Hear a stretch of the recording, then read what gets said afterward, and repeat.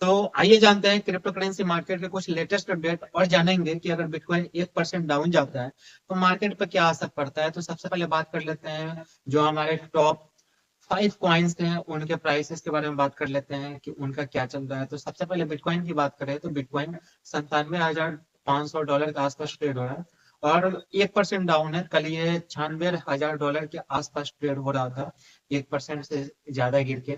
वहीं इथेरियम की बात करें तो 3300 डॉलर के आसपास ट्रेड हो रहा है। बीएनबी की बात करें तो 604-5 डॉलर के आसपास ट्रेड हो रहा है। और सोलाना की बात करें तो 215-20 डॉलर के आसपास ट्रेड हो रहा है। अब बात कर लेते हैं कि बिटकॉइन 1% डाउन जाने से हुआ क्या। तो हुआ यूं कि जब बिटकॉइन 1% डाउन गया तो मार्केट में 475 मिलियन डॉलर लिक्विडेट हो गया है जिन्होंने लॉन्ग पोजीशन ले रखा था फ्यूचर ट्रेडिंग में। अब बात कर लेते हैं कि यूएसए की जो एसीसी है वो एक साल में कितना अर्न कर रही है क्रिप्टो एजेंसी पे फाइन लगा के। तो एक डेटा सामने आया है, एसीसी ने खुद डेटा पब्लिक करी है और इस डेटा में ये बताया गया है कि सितंबर 30 तक, मतलब 30 सितंबर तक एसीसी ने 8.2 बिलियन डॉलर का रेवेन्यू जनरेट किया है अलग अलग क्रिप्टो करेंसी कंपनीज पे फाइन लगा के। और जिसमें से सबसे बड़ा जो अमाउंट आया है वो 4.5 बिलियन डॉलर के आसपास आया है, वो भी टेरा फॉर्म लैब की तरफ से। जो स्टेबल कॉइन टेरा यूएसडीटी था वो, और टेरा लूना, दो क्रिप्टो करेंसी थे जो टेरा फॉर्म लैब के नेटिव करेंसी थे।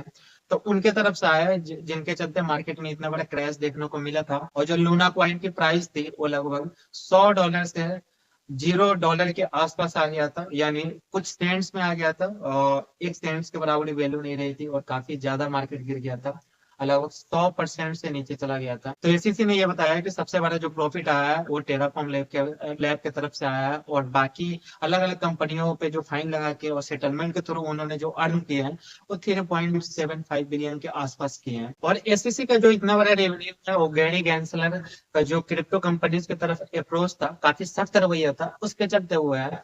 लगभग 2024 की बात करें तो लगभग 46 कंपनीज को उन्होंने नोटिस दिया था।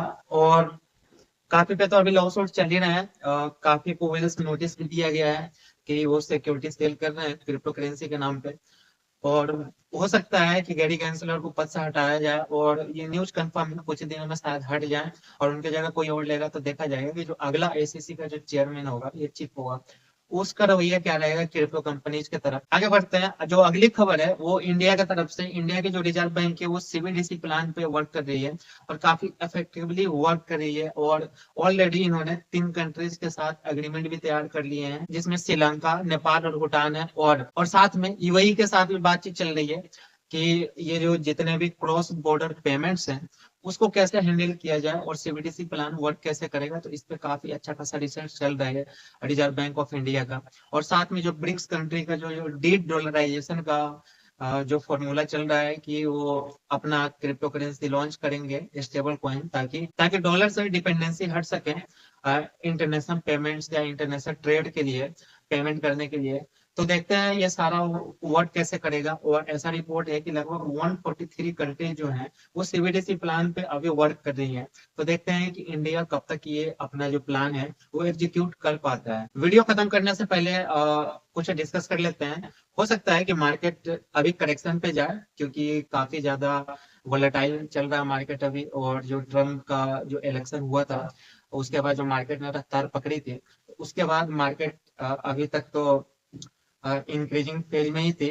लेकिन हो सकता है कि थोड़ा सा शार्प डिक्लाइन भी आए मार्केट में और थोड़ा सा जितने भी क्रिप्टो करेंसी है उनके जो प्राइसेस है वो डाउन भी जाए।